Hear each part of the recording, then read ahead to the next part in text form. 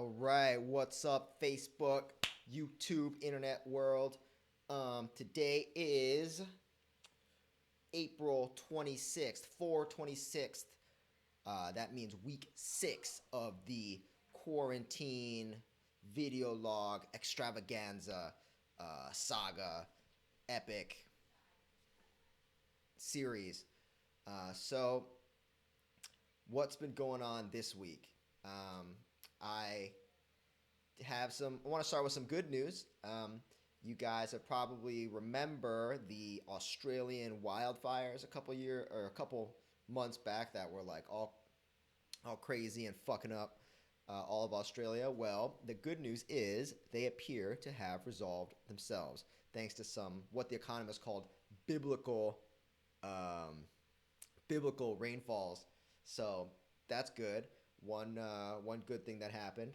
Um, Apparently, China has exported more than 4 billion masks between 3/1 and 4/4. So throughout the month of basically March, according to the Economist, which Jeff, my kind neighbor downstairs, has generously donated. Fucking love that magazine. I mean, it's kind of like the magazine of the imperialist, but still, it's probably the best news reporting that I've ever seen in the English language. Um, the Atlantic, the Diplomat, Foreign Policy, those are pretty good too. But the Economist just gives such a good like cross sectional look at the whole world, and they have their bias. It's subtle, but they're called the Economist. So they're into like laissez-faire, free trade, all that stuff, which is good insofar as it's good, but also it's kind of a cover for like the entrenched capitalist Western liberal order, you know. So it's good, but you got to know like they have their position and it's right there in the name. But fuck, I love them. They've been in business for more than 150 years, which means they covered the American Civil War, the Taiping Rebellion, and World Wars One and Two in real time. So I would be dying to be able to read some of those original um, from the moment news articles, like week by week of what's going on in the world. That would be the fucking sexiest thing. It's like it'd be like stepping into the shoes of the past. You feel me? Um, so yeah, big picture is going to be short this week. Let's go into small picture. I Over the past couple weeks, I've been implementing a social media diet where I basically only check my Facebook, Instagram, etc. Um, twice a day. So usually that's like once in the morning when I get up for maybe like 20, 30 minutes, and then again after lunch. And I like that a lot because you can spend fucking forever just browsing through your feed, getting increasingly pissed off. And there's better ways to spend your time. I think a lot of that. I was listening to this recent. I was listening to a YouTube video from Day Nine of all people, where he talks about the idea of bullshit time, like time when you're like you get home from work, in the pre-Rona world, we get home from work and you have you're tired, so what do? You just like flop on the couch and you like mindlessly browse something for an hour and a half. Well, in that time, you could have watched 3 episodes of whatever show. You could have played 3 or 4 rounds of StarCraft. You could have read half of a book.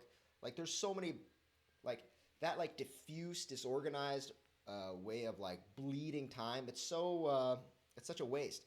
That minute is never coming back, and you'll get the most value out of it if you can transmute it into um, something more purposeful, more deliberate, more capital intensive in a way. So that's something I'm gonna try to do. This week. I'm trying to minimize that bullshit time as much as possible, and try and transmute it into something more useful. Whether it's studying Chinese, reading books, even playing StarCraft, which is I've been sucking at. I have not been doing very well. Just trapped in fucking Gold League, but I try to get better every game, and I've been playing with Jesse, so that's cool. So we got a nice little crew going of people playing StarCraft together. Um, so, anyways, yeah, being much happier without that, uh, with less social media. Oh, and a couple other things I want to be spending my time on are um, looking for a new place. It's going to be tough during Rona season. Um, and people have been talking about bringing back the podcast, and I've got a bunch of dispatches recorded that are just waiting for like a quick little edit, and then they can be pushed out the door. So that's we might just see a new episode released this week. You heard it here first, ladies and G's. Um, so I also recently just ordered a fuck ton of new recording equipment. So in the next couple weeks, you should start seeing the quality of this cast improve. And you may even see that we're at a slightly different angle this time because rearrange my desk a little bit. I might move it back. I don't know. I don't know whether it's better or worse, but last night I just had this like huge surge of energy. I'm like, I'm all right, motherfuckers. We're doing this. Let's go. Um, Also, I wanted to give a shout out to my homie Misha Kavai. He is like a movement expert, works with the Lakers, and he's been pushing out tons of sweet content um, about like functional movement type exercises and drills to get your body like you know able to function optimally. So he's awesome. Big Misha Movement. Check him out. He's got tons of free content, and he really knows his shit. On the topic of physical training, I also got picked up a kettlebell from my buddy Kyle, who is now giving sound baths. So if you're into that, check him out. He It only goes up to 40 pounds, but it's adjustable. It's like a Bowflex adjustable 40-pound kettlebell, which is, obviously you can't do everything with it. It's only 40 pounds, but you can do a lot with 40 pounds. So, um, in between the Athlete X workouts, I'm trying to mix in kettlebells, probably on the weekdays, during the weekends. Saturdays, I kind of fuck off and just take that day for myself. But Sundays, I like to run. So, last week I ran a mile. Today I did some sprints on the hill outside of my house. Not a huge hill, but it's got a slope. It's up. So that was fun. Um, Sprints are fucking hard. I was like, I kept catching myself like, the finish line is here, right? And I'm going, and then as I get close to the finish, I'm like, oh. So mentally, um, it's hard to keep that going all the way through. But it's important to finish strong, and maybe doing these sprints will like train my own mind to finish strong, even when I do other things. See things all the way through. I think that's a useful and valuable skill and habit.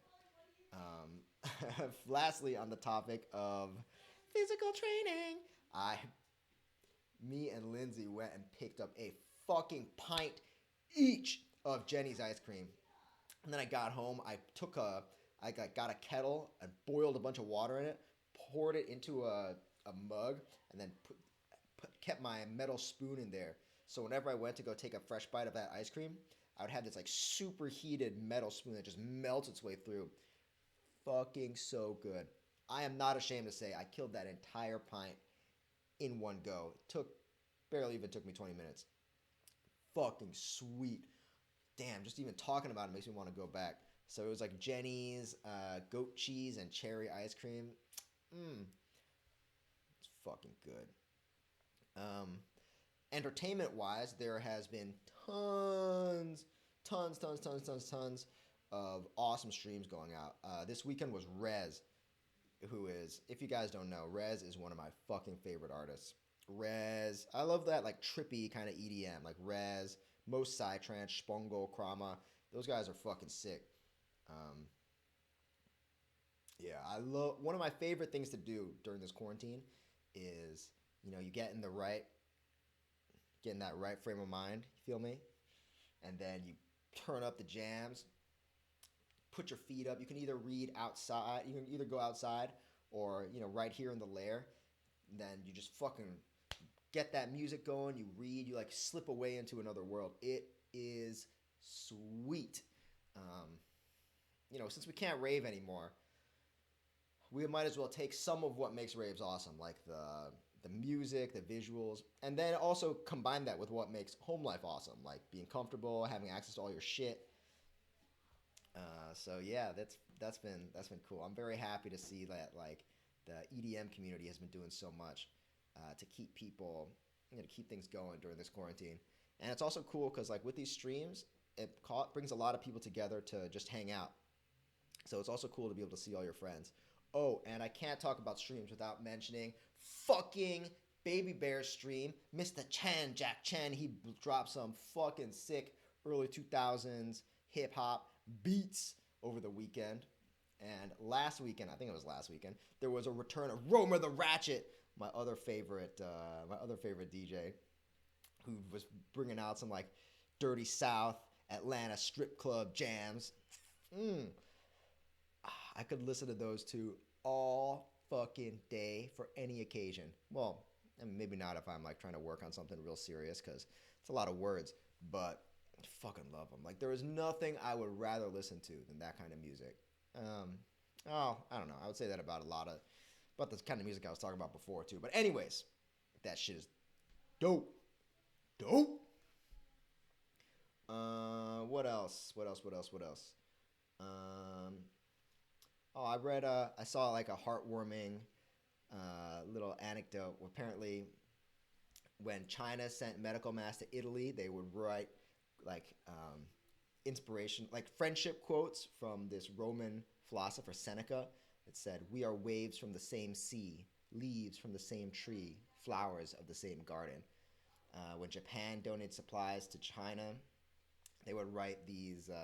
They would write like a Chinese poem on there, um, talking about the similar sentiment. Even though we live in different places, we live under the same sky. And same stuff like when China sends shipments to Malaysia, they say um, they have like a Malaysian message of solidarity and cooperation. So it's nice to see that in some parts of the world they are coming together and helping each other. Um, despite the weirdness that we see today between, you know, this budding second Cold War between America and China, um, not everyone is at each other's throats, which is important because, there's something that's facing all humanity right now. And we'll do much better if we use this opportunity to come together and fight it together rather than fucking falling apart and trying to get each other all the time. Uh, ooh, books. I finished From the Soil, which is, I mentioned it last week. It's this book by like the father of Chinese sociology, and he, kind of a sad story. I may have mentioned last week too. He was persecuted in Taiwan for being, for like suspected communist sympathies, and he was also persecuted in the mainland for suspected anti-communist sympathies. So he was kind of damned if you do, damned if you don't. But his story has a happy ending because like later on in his life, they withdrew the whatever shit they had against him, and he ended up basically being like the national director of sociology for the People's Republic of China until his death. So Fei Xiaotong, awesome. One of my new like intellectual heroes. And the whole book is written in this like really beautiful, simple, clear, earnest style. It was just a joy to read. It was awesome. Even in translation, it was like so good. And I don't want to go too much into like breaking out all of his ideas and thoughts, but one of them in particular was really amazing. This one was like, because he's trying to explain to a Chinese audience their own society, but the only way you can explain something is in comparison to something else. But when you're talking about your society, you don't know anything else. So it's kind of like trying to explain water to a fish. So he is only able to explain this by also explaining Western society. And his assessment of Western society is so like, it's fucking deep. So I'm going to read a little passage to you guys. So he talks. So earlier last week I talked about how Western pattern, the concept of morality is, it's well the way of social organization is like a series of organizations that you join or leave, whereas in Chinese uh, social organization, they view it as a network of relationships that you're kind of inextricably a part of. Obviously, neither one is totally cut and dry. There's a little bit of both in each society. But all right, here we go. In the Western pattern, the fundamental concept of morality is built on the relationship between the organization and the individual. An organization is an entity that transcends the individual. Even so, the organization has no material reality. It is impossible to call material things an organization. Blah, blah, blah, blah, blah. Organization is a social relationship among human beings. Um, Let me back that up. Even so, the organization itself has no material reality. The concept of organization, skipped a little bit, can be expressed only by symbols. It is for this reason that the idea of an omnipresent God arose in the West. The relationship between the organization and the individual is signified in the relationship between God and his disciples. God is a judge who rewards and punishes, a keeper of justice who is an omnipotent protector. From the concept of God, who is actually the symbol of universal organization, two important corollaries have emerged. One is that everyone is equal before God, and the other is that God treats everyone with equal justice.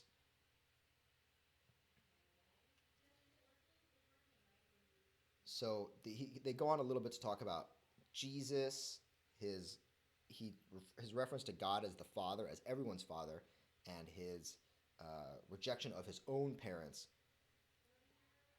like the story of the virgin birth, immaculate conception, all that, which denies his direct relationship with his father. The author goes on, Fei Xiaotong goes on. This denial is actually not nonsense. Instead, it is a powerful symbol of the public quality of organizations. God represents the universality of public organizations. God is necessarily without a private side. Jesus symbolizes each person within this universal organization.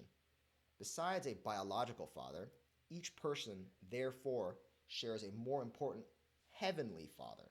That is, an all encompassing organization.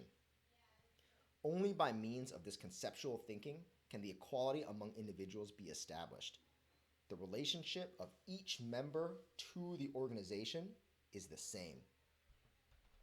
I thought that was so like that explains so many fights that I had with my parents growing up, and like the from like the clash of our two worldviews. Obviously, me growing up in America, I learned to think in a certain kind of way, but my parents growing up in China, they learned to think in a very different kind of way. Anyways, that was fucking like the book has tons more awesome like fucking passages, insights, revelations like that. So I can't recommend highly enough that you guys go and read it. It's short. It's less than 200 pages. Sociology, fucking sexy. Yo, check that shit out. From the Soil, 飞小童, 乡土中国 in Chinese. So yeah, like this. Oh, and he actually also, on a brief tangent, he mentions that Chinese philosopher Mozi, I think, I don't actually know how to say it in Chinese. He echoed these thoughts in China, like ancient China, before the Qin dynasty, way, way long time ago. So I'm really curious to read more about his stuff. Um, I've actually got this book called The Wisdom of India and China, and they've got like 20 pages blocked off just for him. So thanks, Lindsay, for hooking me up with that book. And that's going to be my next short read, my next like quick read. So yeah, that's basically what's been going on last week. Now I'm still kind of looking for another book to read. I'm gonna be reading The Road, which I mentioned earlier. That'll be cool. But I have a feeling I might read it a little too fast. Humble brag. for the rest of the book club. But so I don't know. Maybe I'll just dive into this book with all my energy and fucking dominate it after I read this little Moses section. Other than that, um, yeah, I can't say I've got too much else to add. Um, Life is steady. Starting to invest again. Taking a risky bet on some oil tanker stocks. I hope I make some money. And yeah, I hope all you guys stay safe. Um,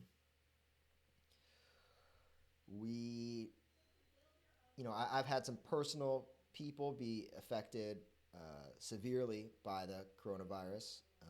So without going into too much detail, I just urge everyone to be extra careful, to mask up, to wash your hands, sanitize, stay indoors as much as possible. Um, Even though I've been kind of bad sometimes. Um, and yeah, let's get through this thing together. All right, cool. Later, skaters.